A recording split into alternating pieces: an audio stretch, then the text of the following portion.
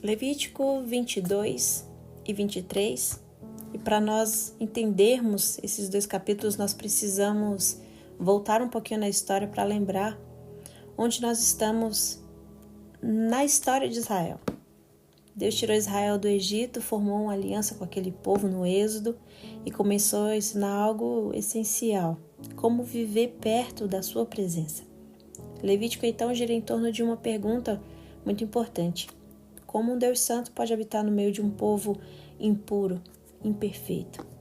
Por isso que Deus, aqui em Levítico, estabelece tantos sacrifícios, leis, sacerdotes, princípios de santidade, pureza.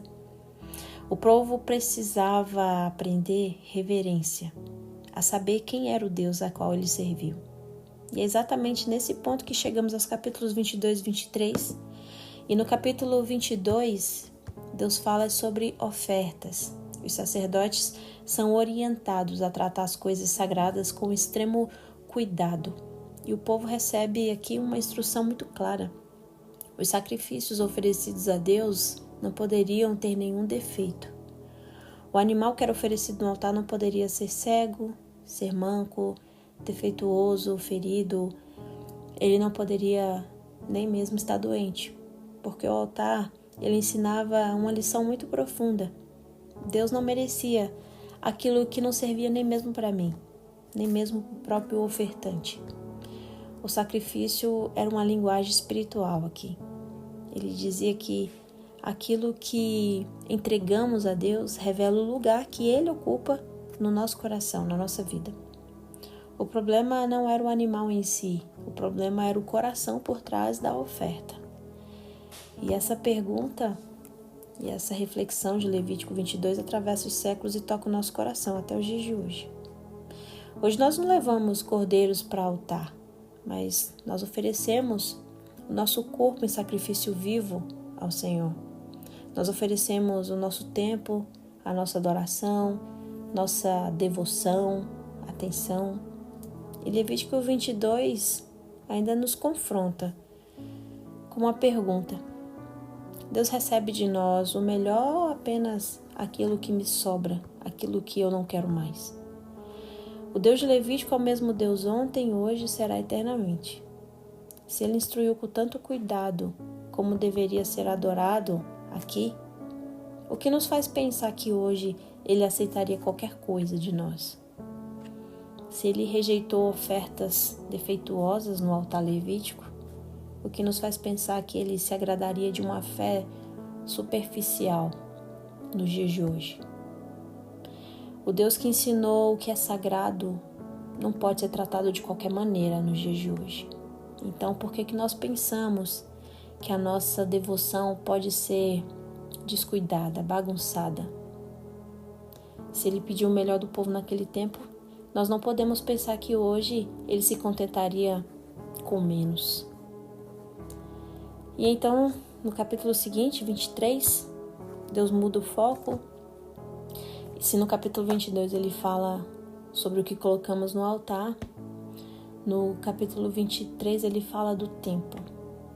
Porque o relacionamento com Deus não envolve somente ofertas, envolve o ritmo da nossa vida. E ela precisa girar em volta de ter Deus como prioridade. Então Deus trata aqui do calendário de Israel. E antes mesmo de falar de festas, Deus estabelece aqui, no versículo de número 3, algo básico: o Shabat, o sábado. Deus ordena um dia de descanso para o seu povo. Toda semana o povo deveria parar de trabalhar, parar de produzir, parar de correr, porque o sábado ensinava um princípio profundo também. A vida não gira em torno do nosso esforço, mas da presença de Deus.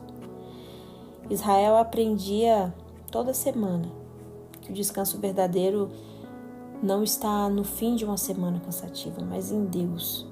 E esse princípio também aponta para algo maior, porque no Novo Testamento nós aprendemos que o descanso definitivo não é um dia da semana, é uma pessoa, a pessoa de Jesus. Em Hebreus 4, nós somos lembrados de que ainda resta um descanso para o povo de Deus. Cristo é o verdadeiro descanso da nossa alma. O sábado, então, abre o calendário, lembrando de que toda a história da redenção caminha para um descanso final na presença de Deus.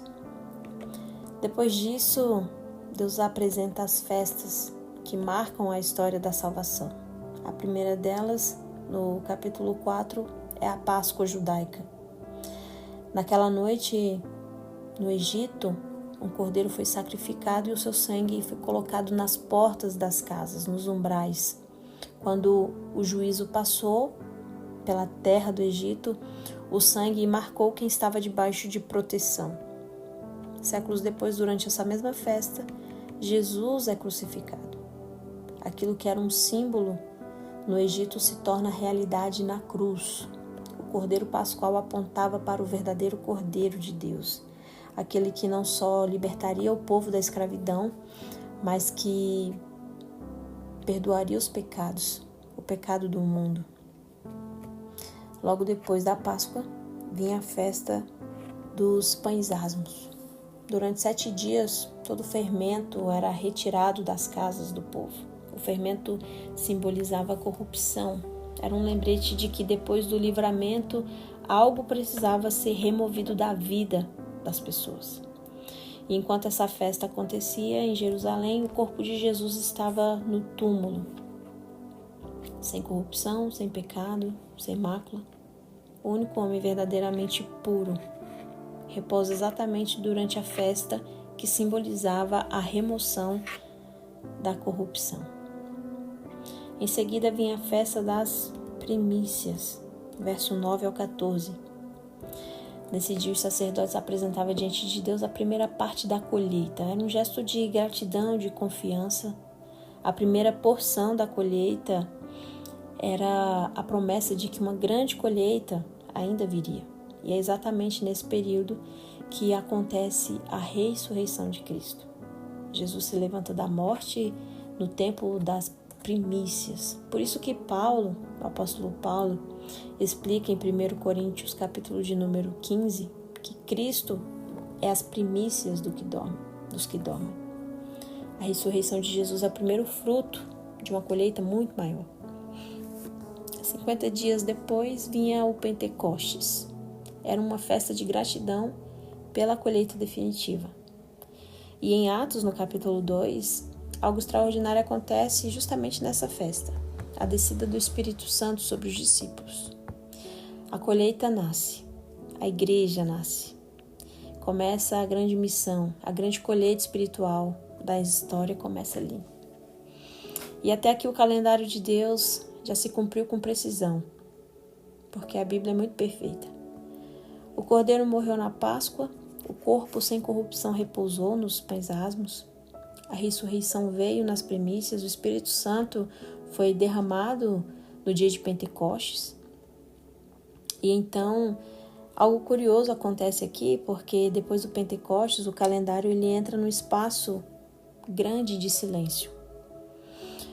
E é nesse silêncio que surge um alerta no calendário, o som de trombetas no verso 24. Em Israel, trombetas eram tocadas para convocar o povo, para chamar a atenção e anunciar que dias solenes estavam se aproximando. Solene significa datas exatas. As trombetas não eram apenas simbologias, elas anunciavam que havia ali um grande despertar espiritual. Precisava haver um grande despertamento espiritual, preparando o povo para algo ainda mais sério, que era o dia da expiação.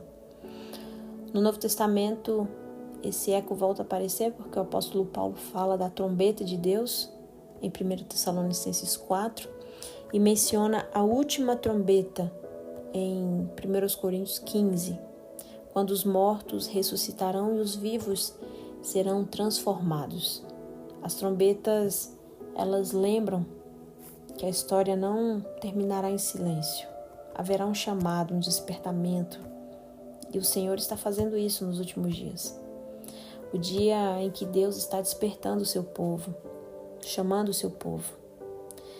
Logo depois vinha a festa da expiação, que é o dia mais importante do calendário de Israel. Era o momento em que o sumo sacerdote entrava no Santo dos Santos para tratar do pecado do povo diante de Deus. Nós já falamos sobre isso, capítulo de número 16. O Novo Testamento explica em Hebreus que Jesus cumpriu esse papel de forma perfeita. Ele, ao mesmo tempo, foi o sumo sacerdote, ao mesmo tempo, o sacrifício. E o calendário ainda não termina aqui. Depois do dia da expiação, vinha a festa mais alegre de todas, a festa dos tabernáculos, no verso 33. Durante 7 dias o povo construía tendas e vivia nelas. Eles deixavam as suas casas confortáveis para habitar em cabanas simples feitas de ramos e folhas. Essa festa era um lembrete da jornada pelo deserto, quando Israel não tinha cidades, nem estabilidade, nem segurança. A única coisa que tinham era a presença de Deus guiando cada passo. Mas essa festa também apontava para algo maior. Essa celebração não ficou no passado. A promessa de que Deus voltaria para habitar definitivamente com seu povo está registrada em Apocalipse, no capítulo 21. E no final da Bíblia, essa promessa de forma gloriosa aparece aqui, quando é anunciado que o tabernáculo de Deus estará com os homens e ele viverá para sempre com eles de forma redimida. O calendário de Levítico termina exatamente onde a história da redenção também vai terminar. Deus vivendo com o seu povo para sempre. Quando nós olhamos para tudo isso, nós percebemos algo que é impossível de ignorar. Se a cruz acontece exatamente na Páscoa, se o corpo sem pecado repousa durante a festa dos pães asmos, a ressurreição veio no tempo das primícias, o Espírito Santo foi derramado na festa dos Pentecostes. Faltam as trombetas. Então, por que nós estamos achando que elas não vão tocar? O que nos faz pensar que o céu vai permanecer em silêncio? Que nós terminaremos assim, de forma indefinida? Porque muitas pessoas acham que Jesus não vai voltar mais. O que nos faz pensar que Deus não vai intervir na história, que o calendário de Deus não vai se cumprir? Se Deus foi tão preciso no cumprimento das primeiras festas, por que nós estamos achando que ainda temos tanto tempo assim até o cumprimento das últimas? As trombetas vão soar. O dia mais importante do calendário da igreja também vai acontecer. E Deus habitará com seu povo eternamente, conforme Ele prometeu em Apocalipse. Jesus está voltando. A mesma história que começou com promessas, com sinais, com símbolos, está caminhando para o seu momento final. O Cordeiro que veio uma vez voltará em glória.